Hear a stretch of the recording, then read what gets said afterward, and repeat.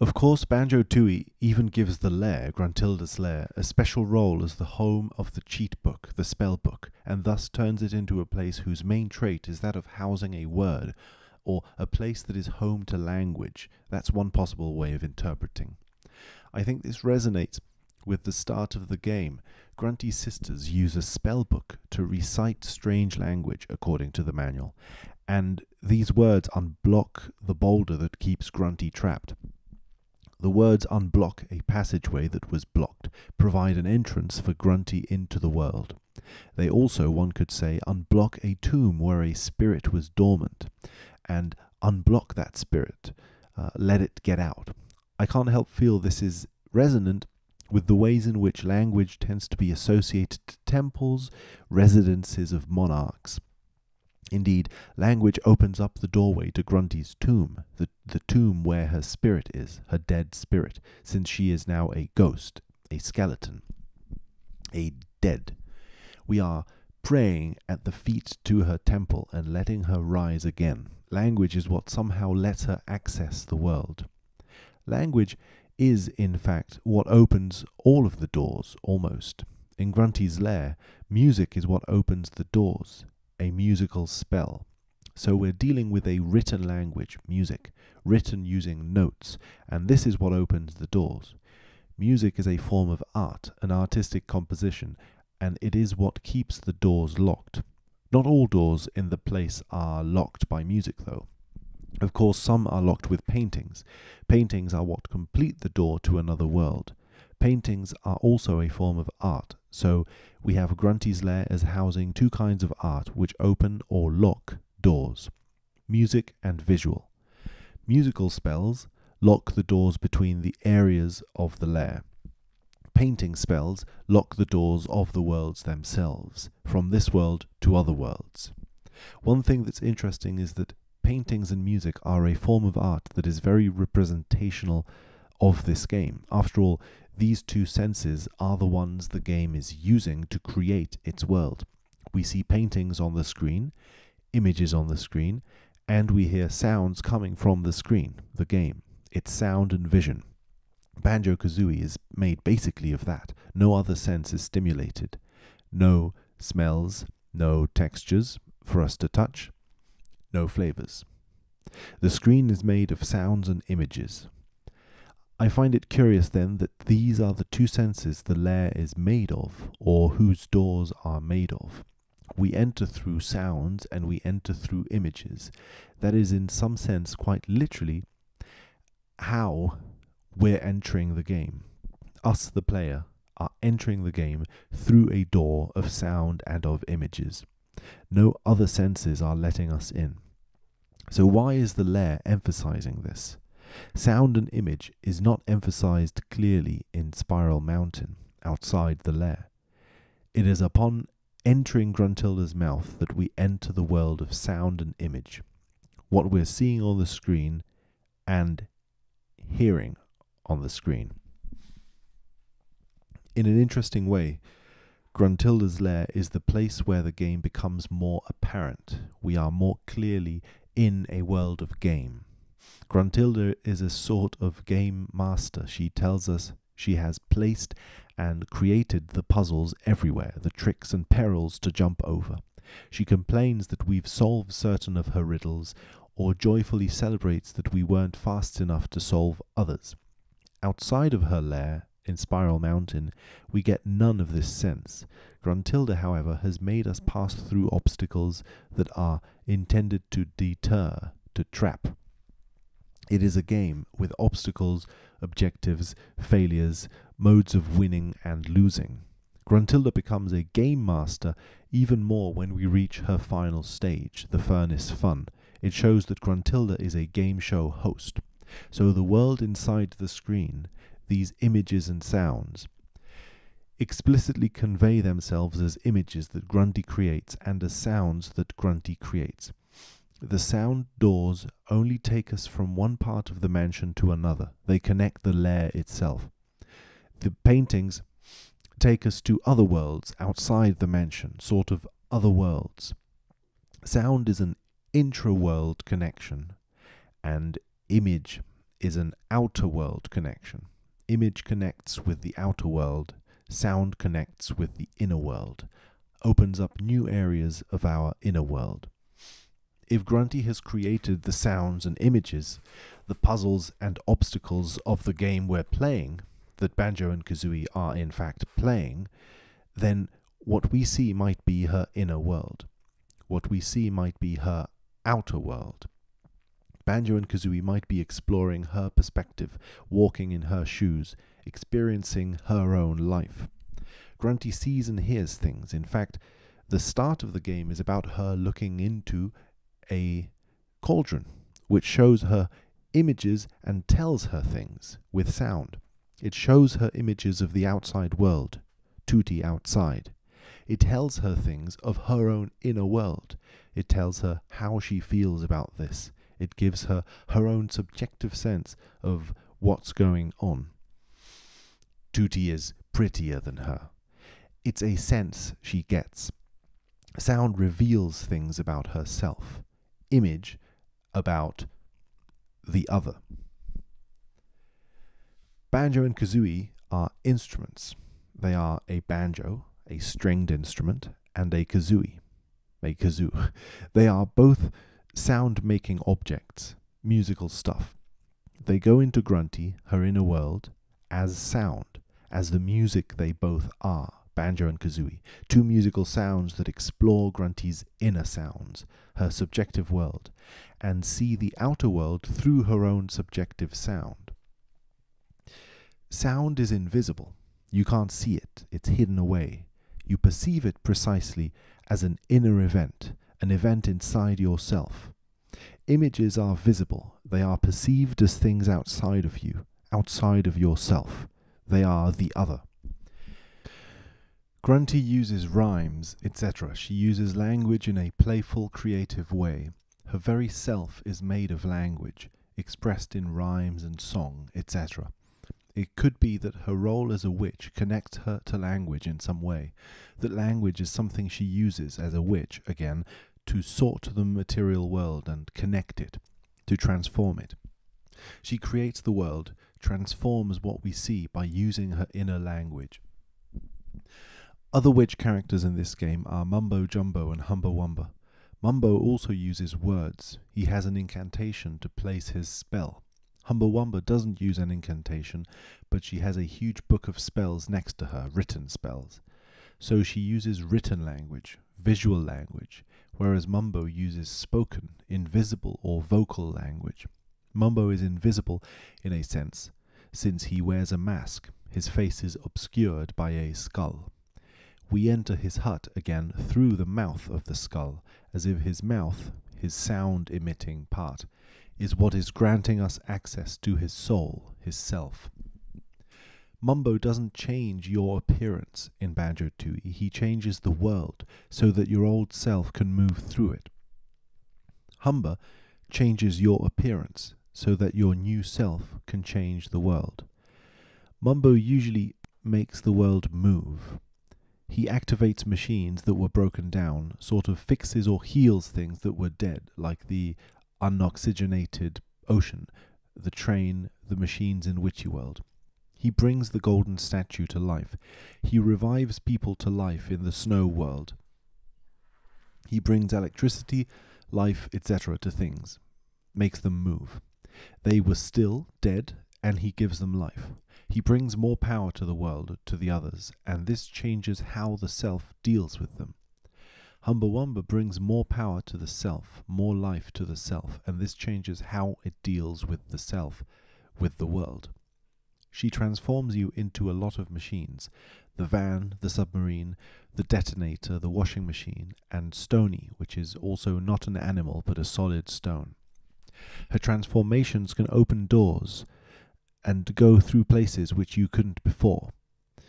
It's about being able to pass through things, go through doors, enter a threshold. Indeed, her pool you walk into is a sort of rite you enter into. You have to be involved in something, cross a boundary, the water, cross the water and enter into it, a new state. The pool is like a door. You enter into a new place, a new world.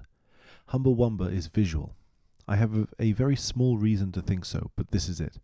I think her name is derived from the expression hubba wubba, which is used to express desire, usually for women, as a way to express one's attraction to a woman. It seems to derive from hubba hubba, used in World War II by soldiers, as far as I can see. Hubba wubba seems to be very similar to Humbawamba, and if so, could mean that the name itself expresses desire for her physical appearance and her desirable looks. If so, her name has something to do with visual field, what one sees, her body, her looks. Mumbo jumbo is a word, on the other hand, which expresses confusing language. Mumbo jumbo sort of means, I think, meaningless ideas, phony ideas, etc. It seems to be a reference also to how mumbo jumbo is sometimes used to express disdain for religious ideas one finds meaningless. The word seems to come from disdainful attitudes towards West African traditions, as far as I can see, so the character being a shaman could tie into this read. Mumbo's name, then, expresses a certain idea of magical practice that is deemed stupid, but also it expresses an idea about language, words that mean nothing to the hearer. Humbawamba, then, is about visual, sights, and Mumbo is about sounds, bad sounds. Humba is about good sights, desired sights. Mumbo is about bad sounds. Sounds are bad here. Humba's association with the visual could also make her pool a place where one sees things. Her transformations make you into a being which opens doors. She uses water. Mumbo uses fire. He shoots fire out of his rod. Mumbo makes things move. The dead train moves. But Humba makes you move. She makes you mobile in ways you could not. She makes you be able to move in ways, and through mediums, you couldn't before. In the sky, in the water, amongst dinosaurs, through the hidden passageways of the worlds.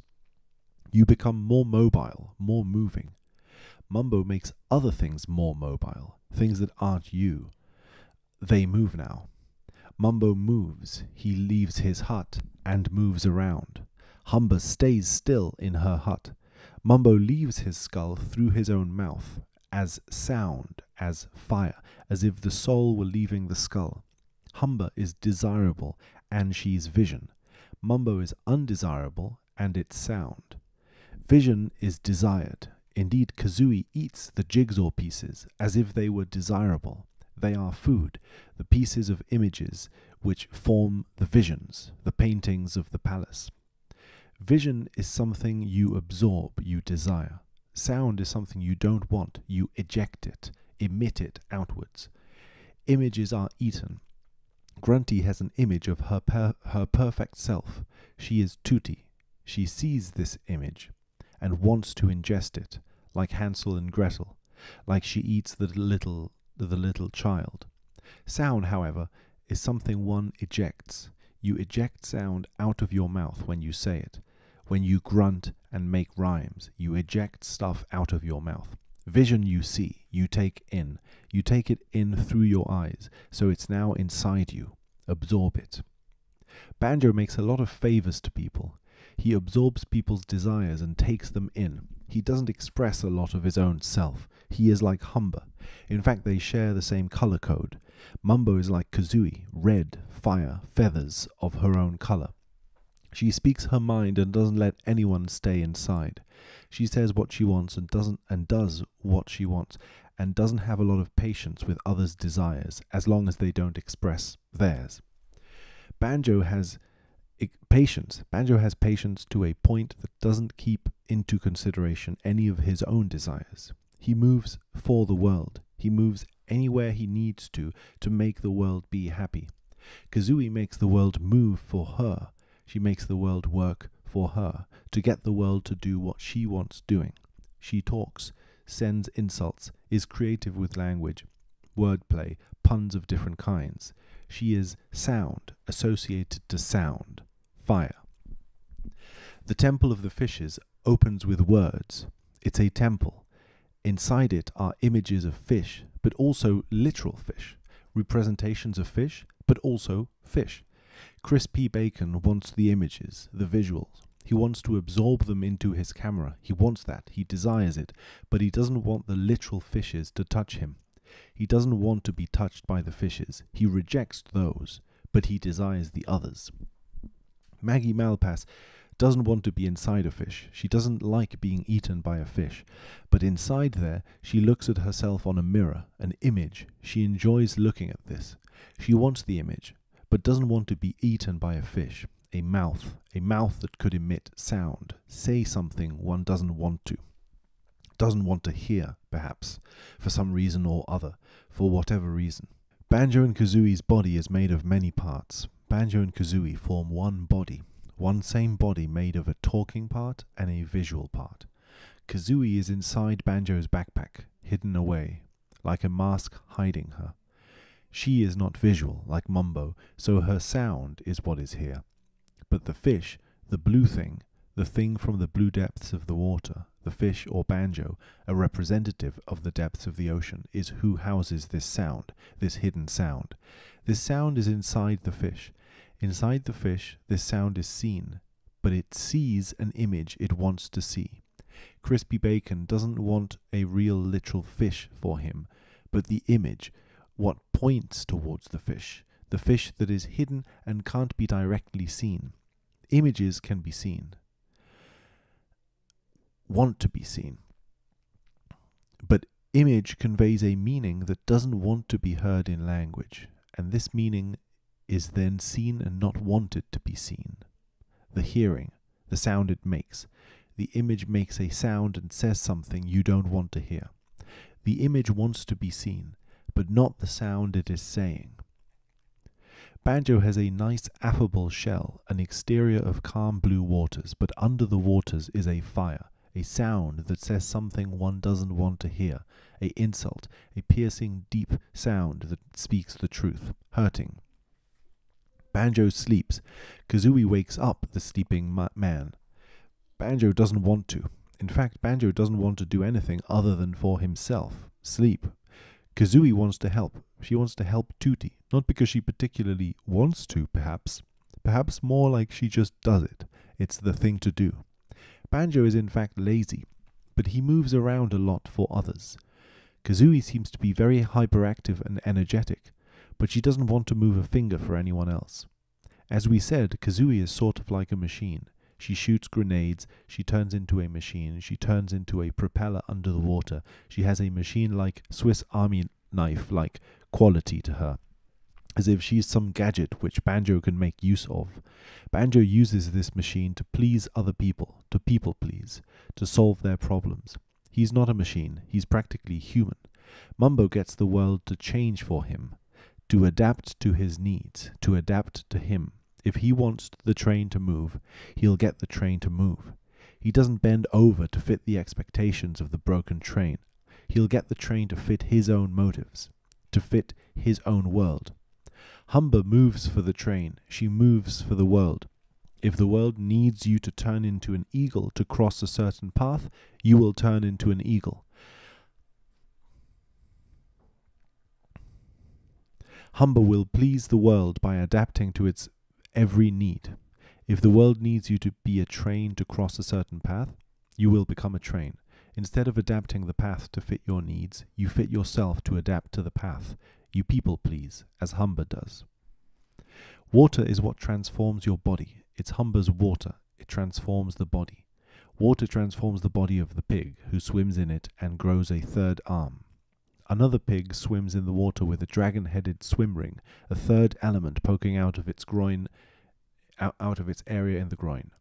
Water is what heals Captain Black-Eye's body. When he is sick, he needs water. Water is what helps Dippy. He needs water too for his great thirst, but what quenches his thirst is water from heaven that falls from above, from Cloud Cuckoo Land. Water transforms the body and also heals it from a sickness it had. Water is purified by Banjo and Kazooie when transforming the toxic water into clean. The dragon is associated with the penis here. The dragon-headed swim ring. Another plastic dragon has an inflatable tube on his groin area. Pterodactyland is an area of dinosaurs or dragons, and has a big joke penis growing out of Mumbo's area, as a possible joke from the developer. The dragon is an important symbol in this game, since the dragon is what Kazooie transforms into when one finds the stop and swap transformation. This changes Kazooie's body, not in just one level, but in the whole game. As a dragon, fire can breathe out of the mouth. The mouth to Pterodactyland. Pterodactyland I want to look at. There is the symbol of the parent and the child in this level. Terry has children, and you return them to him. Scrotty has children, and she wants them healed or back. The transformations are Daddy T-Rex and Baby T-Rex, symbolic father and son. Let's look at other worlds. Mrs. Boggy has children.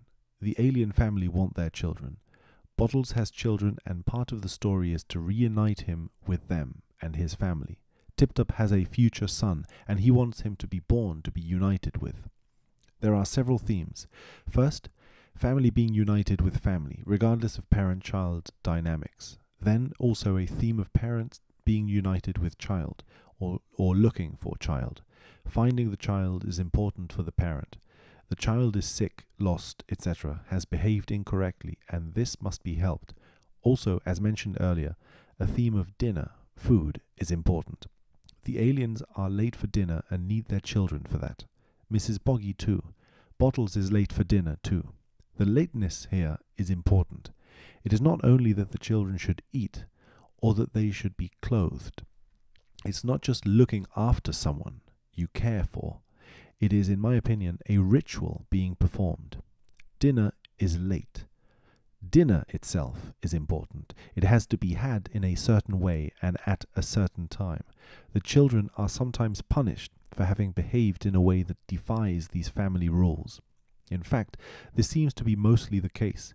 Even Scrotty's family has an issue with her daughter running away, trying to live her own life. This doesn't seem to be such an issue of care as of rule.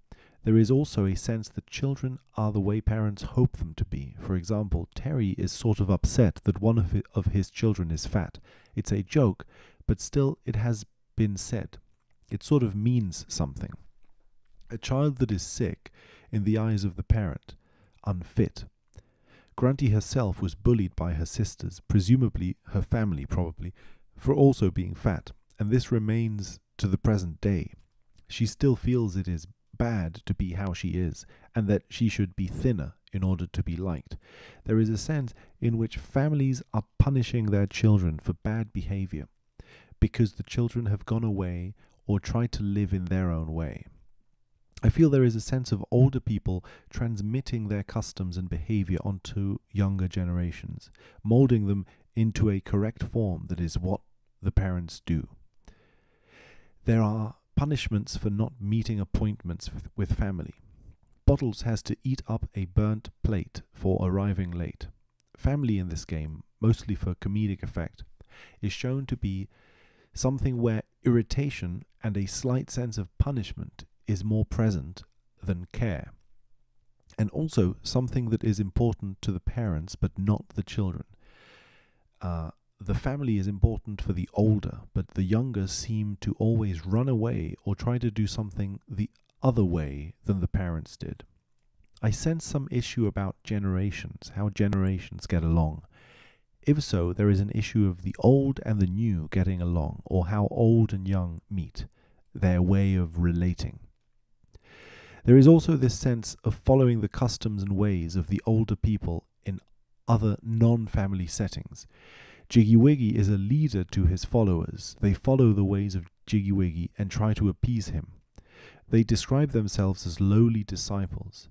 This job, guarding the door, is mockingly called fun by Banjo. He thinks it's a bad and boring job, I think. The elder is giving the younger disciples jobs to do which are worse than his own job.